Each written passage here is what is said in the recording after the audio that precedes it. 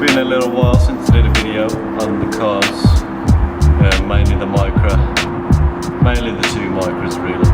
I'll give a little update on that, introduce the Mazda here. So about 3 weeks ago, maybe a month, I picked up this little MX5. It's nothing special, it's just a stock 1.6, it's got about 180,000 kilometres, so I think that's about 110,000 miles maybe.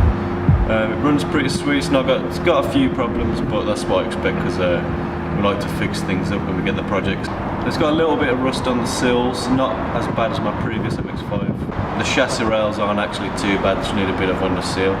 The suspension's knocking a bit. I think it's due to cheap coilovers. I think they might just be mounted wrong or something because they're knocking quite a bit over bumps, but it's all four corners, so I don't know the likeliness of all four being mounted up wrong. The driver's door's dented, so I just need to replace that. It's run pretty sweet up until recently when I did an oil change, and at the minute it seems to be just at low revs it bogs down a lot up until about 2,000, 3,000 revs, and then it picks up. My initial thought was fuel. Maybe there's need a fuel filter or fuel pump, but I think because after 2k revs you can floor it, and all the way up through the revs it's fine, and then in the next gears it's alright. So I think that cuts fuel out, because obviously the harder you drive it the more fuel it needs, so surely it would do it worse.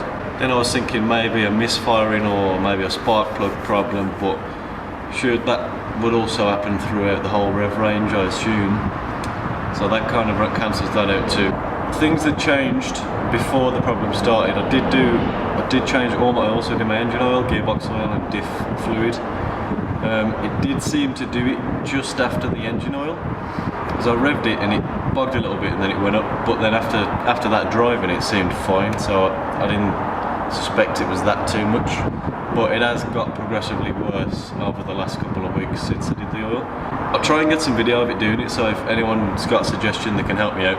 Overfuel slightly, but it was only by like a few millilitres. I don't know if that matters. I know overfueling is bad, I mean over oiling is bad, but it was by a tiny bit. Can that make a difference? Let me know. It was literally just because the oil bottle didn't have accurate measurements on, so I just bled. It drove pretty good after the change, but I also used 5W30 synthetic, and the guide, the book suggests 10W40 semi-synth. Maybe that's to do with it as well, no idea. It seems to do it more when it's up to temperature actually, so on a cold start it doesn't do it too much. I don't know if that's because the revs, the choke's on, so the revs are up, so it gets past 2k easier, or because obviously the oil thins out the hotter it gets. So yeah, the Micra, the little red Micra that you may have seen in most of the videos on this channel, that's, I've never actually gave any details on it. That's it's a 92 Micra K10. Me and my friend Andy over at Fury Auto Works swapped it out a couple of years ago to a GA16. Gave it about 110 horsepower, you know, light little car, so it's good power to weight ratio. It's currently back up at Fury being turboed. It's been there for a few months, but it's a big job and he's doing it properly. Hopefully I can get up there soon and give a little update on it, pop in, see how it's doing. So that's being turboed with a T25. It's having custom mounts, custom gearbox, the drive shafts, coilovers, custom fuel tanks, custom chassis strengthening, all this stuff. It's that far now that I've lost, I can't even remember what's going on. Andy knows more, he's got the list, but it should come out pretty damn good. And there'll definitely be some videos on that when it's done. But for now I've just got this little slider. I had one before, a lot of fun. It's funny little cars, you know. I'm not like one of these guys that get real deep about it, but I do enjoy driving it. It's just, nothing replaces the Micra for me. Nothing's as fun, but these do a good job in almost giving me as much fun as that. So this is where the main problem is. As you can see, the door's a little dented. It's part of the reason I got it so cheap actually, so, but I don't mind that too much. I mean, it's not too expensive to get a door. It's, you know, maybe 60-70 pound, but that's alright, I don't mind.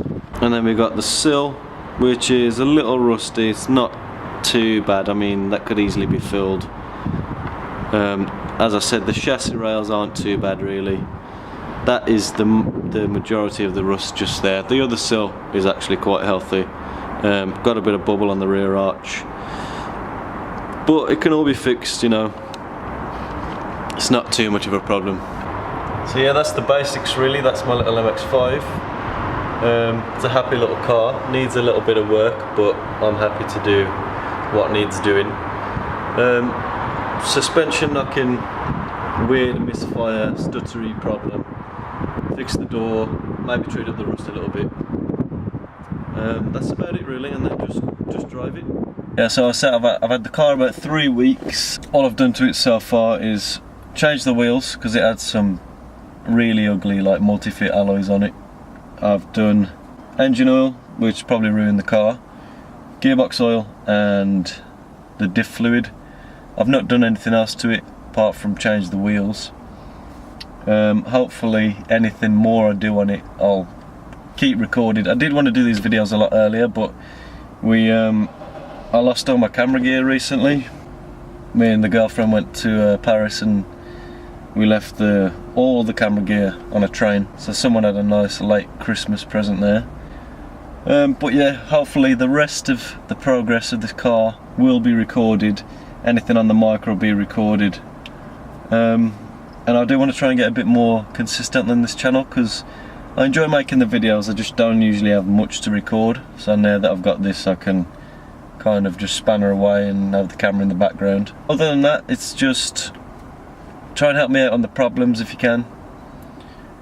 Like I said, I did put slightly too much oil in. I didn't bother draining it out because I didn't want to get back under the car. Is that a big issue? If it's a tiny bit over on the oil, I've no idea, so you can let me know on that. And I'll try and record some of the problems now. So when revving the car, if I just slowly apply the revs, it goes up fine.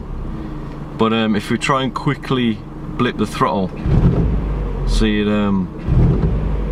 it stutters quite a bit and it splutters.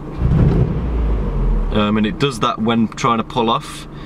It's fine after about 3k, so you can give it death after that. So I'm confused as to what it is really.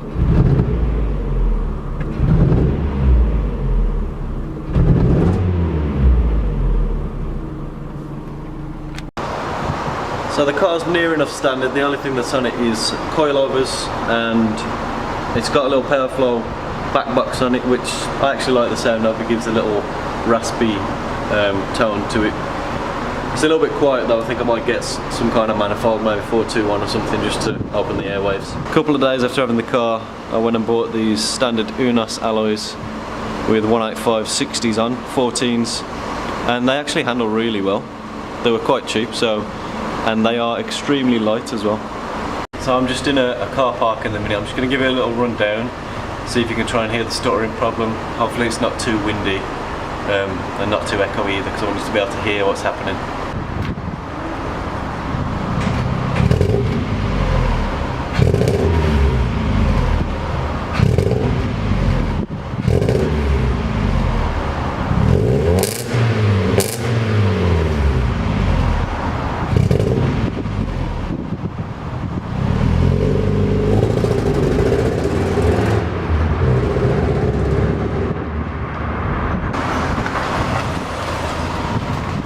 So as you can tell, I'm not really accelerating that hard. I'll try and get it so after a few revs I can accelerate, because it, like I said again, after about 3k it kicks in fine. But I'm not even trying to launch it, I'm just taking off normal. Just every day pulling off from traffic lights and it's just bogging down. That was such like a cheesy Top Gear glamour shot, that was. Hey guys, so I'm here in my fantastic Mazda MX5, or Unos as it's otherwise known.